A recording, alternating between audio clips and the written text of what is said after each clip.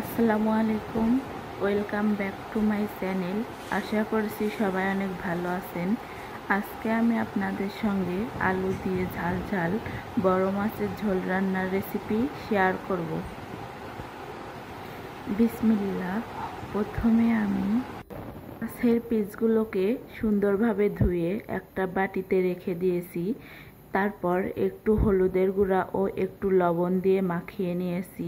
তারপর একটা প্যান গরম করে হাফ কাপ তেল দিয়ে মাছগুলোকে ভেজে নিয়েছি। মাছগুলোকে খুব বেশি কড়া করে ভাজবো না, তাহলে মাছের ভিতরে ভালোভাবে মশলা ঢুকবে না।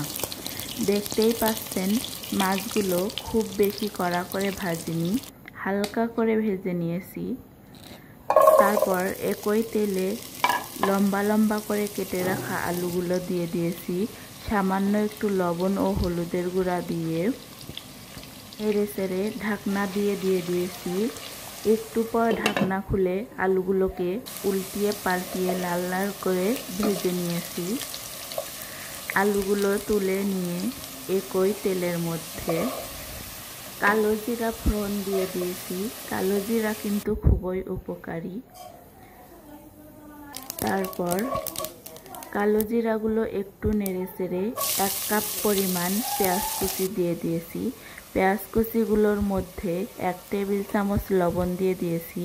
এতে করে পেঁয়াজগুলো খুব তাড়াতাড়ি নরম এবং সফট হয়ে আসবে। পেঁয়াজগুলো যখন হালকা ব্রাউন কালার হয়ে এসেছে, তখন হাফ টেবিল চামচ আদা ও রসুন বাটা এবং 1 টেবিল চামচ কাঁচামরিচ বাটা দিয়ে ভেজে নিয়েছি।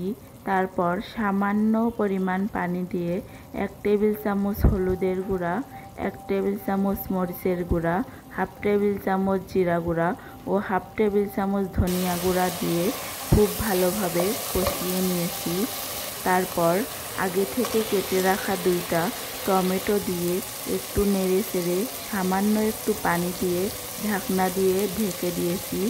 টমেটোগুলো যখন একটু নরম হয়ে এসেছে, তখন ঢাকনা খুলে আগে থেকে ভেজে রাখা আলুগুলো দিয়ে 1 থেকে 2 মিনিট নেড়ে চেড়ে কষিয়ে নিয়ে ঝোলের জন্য 1 মগ পানি দিয়ে ঢাকনা দিয়ে ঢেকে দিয়েছি।